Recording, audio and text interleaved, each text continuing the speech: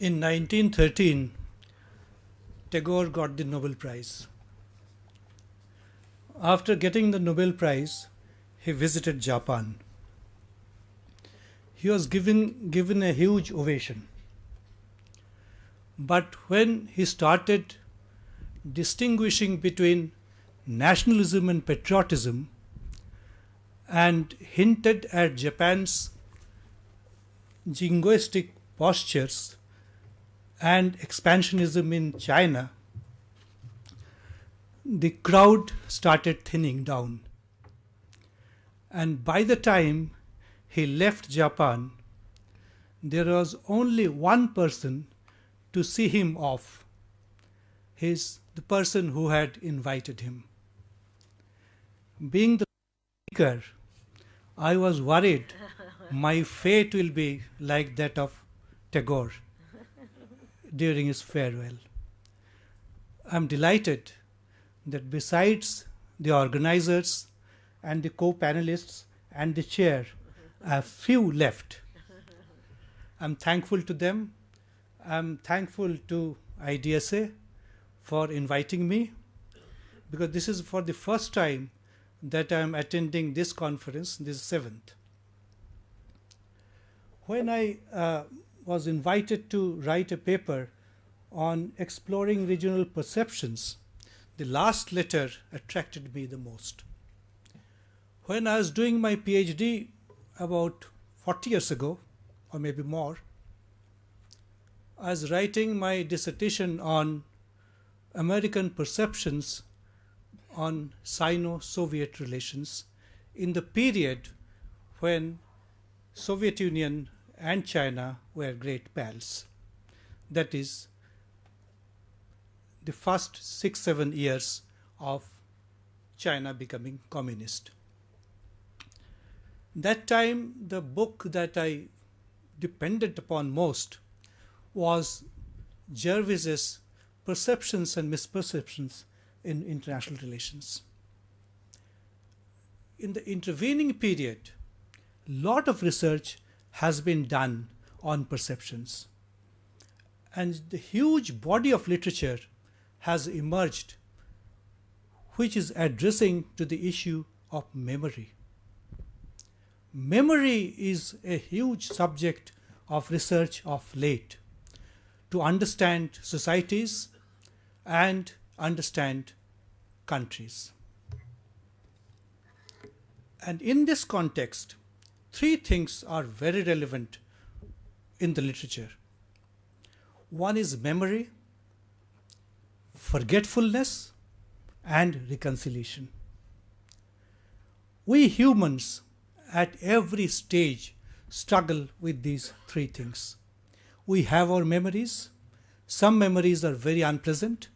We try to forget them. And within us, we try to make compromises and move ahead. These are the themes that the current literature on memory is talking about. In the context of international relations, what matters most is collective memory. I'm not here talking about individual memories. Collective memory is very, very important. We may call it national memory, but thing is that national memory is becoming increasingly a contested subject. Therefore, collective memory is a better expression, because each society, each nation is consisting of communities, and those communities matter. Therefore, talking about collective memory is a better expression. Even the United States had to deal with its memory. I'm talking about the days when the United States was formed as a country. Out of 13 colonies, after defeating Britain, it became a nation, United States of America. Still, the memory of the past, both positive and negative, about England persisted. And the memory debate virtually came to an end in 1812, when America fought its war against England once again. The so-called Anglo-American War of 1812. And if anyone is familiar with American history, will see that it is branded as the second war of America's independence. And after that, the debate virtually ended.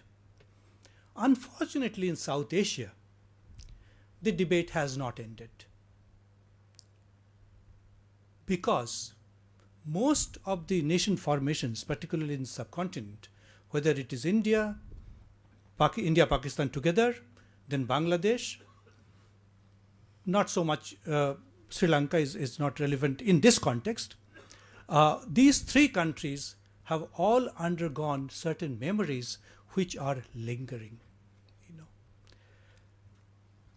And this baggage, memory baggage, is a very complex subject to shed as forgotten and lost in history.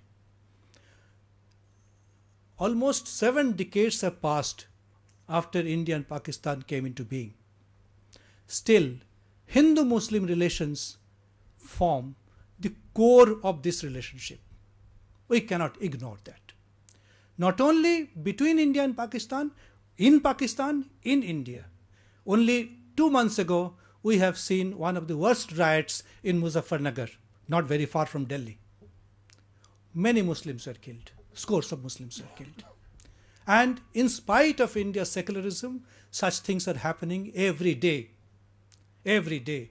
The entire debate in India now, political debate, is hovering around the relationship between Hindus and Muslims. Independence was attained almost 70 years ago. But it is as if happened yesterday. As if the Hindu-Muslim riots took place yesterday. This memory, sustenance of memory, that makes South Asia a unique experiment, or a unique experience, not experiment. Unique experience. Now coming back, since I'm very conscious, my chair was sitting next to me, I'm very conscious of her concern, She loses interest after 10 minutes. Then she is watching watch all the time, I'll try to understand the subject that I'm talking. And that is, the topic of my subject is perceptions and memories making sense of Bangladesh's India outlook. I am quite sure I cannot do justice to the subject in 10 minutes or 15 minutes time.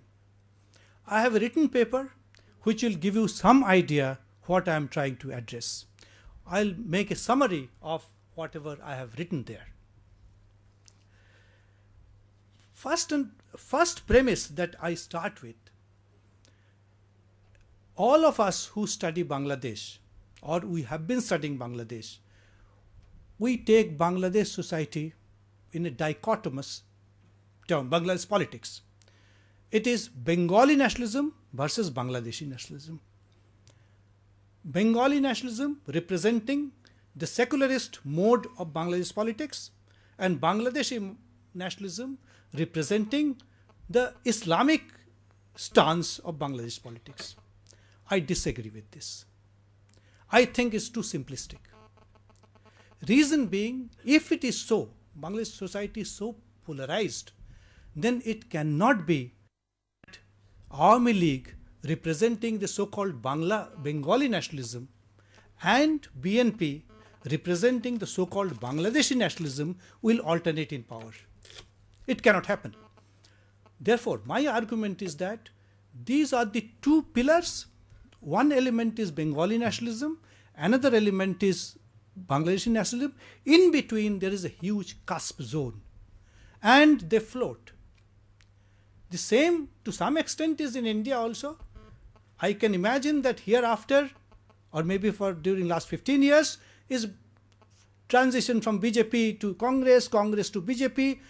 But it's very difficult to understand Indian society in so simplistic way. Same is true of Bangladeshi society. This premise number one. Now, having drawn this premise, I have divided Bangladeshi history, so to say, in 3 memory sets. First memory set is the pre-colonial memory. pre-colonial memory is dictated by growing Hindu-Muslim suspicion about each other, you know. And our Bangladeshi colleague in the first session talked about zamindars, Hindu zamindars and Muslim rayats. This was the reality of Bangladesh in the colonial times. Bengalis, having got English education first, Bengali Hindus, they became the first middle class to emerge. This was the beginning of the first cleavage, so to say. And if you read the literature on 1905, Bongo Bongo, the partition of Bengal, you will find that the Indian historical writings are talking about that it was a slur on nationalism, and therefore all Bengalis stood together to fight against the partition of Bengal. I have not gone into this literature so deeply, but if you see the current Bangladeshi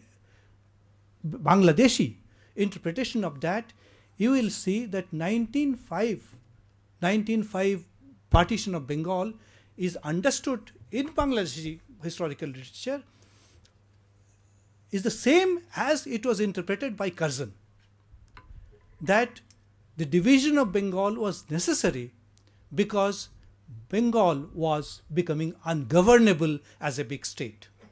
I cannot be, it was, but that logic is accepted by Bangladeshi historical writings because they thought that the Bengali nationalists and Hindu nationalists were on the same platform at the cost of the rising Bengali Muslim class, middle class. I tend to agree with that, you know. And this is the first evidence of the pre-colonial mindset. But here I must say that how I still have 10 minutes, Veena? No, you have 7 Or you have forgotten? No, I haven't. You began at exactly 2 minutes past 4, so you have 7 minutes. 7 minutes, okay. I'm very careful. Okay. Three things must be understood how Bengali society was emerging and emerged by that time. First is the peopling of Bangladesh, then East Bengal. Peopling, it was jungle. During Mughal times, the present Bangladesh, which has about 850 or odd people per square kilometers, one of the most dense countries in the whole world, was a jungle. All happened due to the change in the course of the river Ganga. And this has been addressed in very scholarly way by Eaton, George Eaton. You know, he has written in his book and he has explained the whole process. Of course, it's a much more complex process, but this element that the change in the course of Ganga peopled Bangladesh, peopled present Bangladesh. Along with that, what happened? The religion that had emerged there was called Sahajiya, easygoing. It was not Islam, it was not Hinduism. It was a mixture of both, which sociologist Ramakrishna Mukherjee, it is his word actually, Sahajiya, he termed that a new community was in the process of being built up. Had British not intervened, probably a new religion, a new community had emerged, which had virtually emerged. But nationalist movement and other things, when they started proceeding, then the so-called Hinduization of Indian politics, Islamization of Muslim politics that took place in India. I'm talking about post-1857 revolt. This is the time when the seeds of discord between the two countries started germinating. This was the time. And if you see the speeches of Sir Syed Ahmad Khan, strangely I was struck, being a Bengali, that how much venom he had for Bengali nationalists.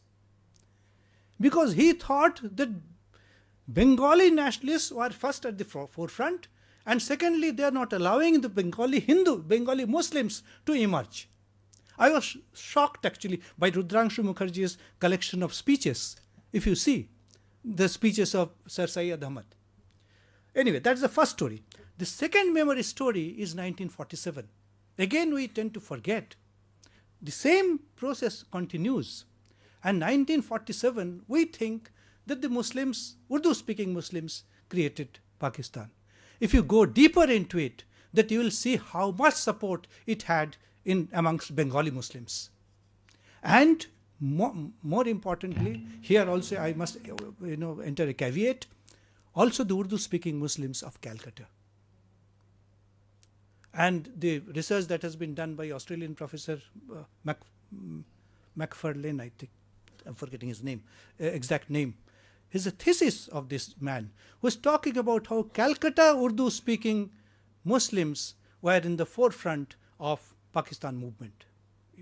We tend to ignore these things. And that is the reason that when Pakistan was being created or India was being partitioned, there's a demand to make Calcutta the capital of East Pakistan. It was a serious demand. It had to be prevented by a lot of efforts by the Bengali Hindu nationalists in Bengal. The third memory, baggage. This is the most complex baggage. That is the 1971. This baggage is the most difficult baggage because here three forces were at work. One was the memory of India's support. Second was the memory of those who could not support India and the Shahbag movement and all those things that you talk. There's a force.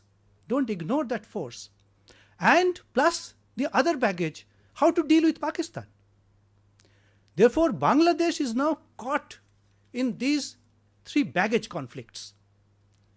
Pro-India baggage, anti-India baggage, anti-Pakistan baggage, rather four, and pro-Pakistan baggage. Pro-Pakistan baggage and anti-India baggage, they are together. But the other two baggages are separate. Therefore, Bangladesh is fighting now within themselves these three baggages. And that gets reflected in Bangladesh politics day in and day out. I would therefore come to the first point again. That is too simplistic to think that Bangladesh society is polarized. It is indeed polarized. But in between, there's so many gray areas and they cross fences. And here comes the governance. Why they cross fence? They cross fence because if the party they have brought in power is not doing well, the people in the cusp, they will immediately switch over. Many of my Hindu friends, have no qualm to vote for either Congress or for BJP. No qualm. They do not give so much importance to this secular, non-secular debate as I would attach. For me, it is the essence of India. How do you deal with secularists and non-secularists in India? But for most of my friends, it is immaterial. See who is doing better, who can govern better, who can give you 40 rupees kilo onion. For them, the concerns are that. Same is true of Bangladesh. But this memory debate is, I thank Dr. Arvind Gupta to give me an opportunity to present this paper and, relate the memory discourse to this paper. And I assure you, my paper is format-wise, it is complete. But so far, the nuts and bolts to be added, the extra fat that is needed to make it a proper publishable paper, I assure them that I'll submit in due course of time. Thank you, Veena. I think I have not exceeded my time. Thank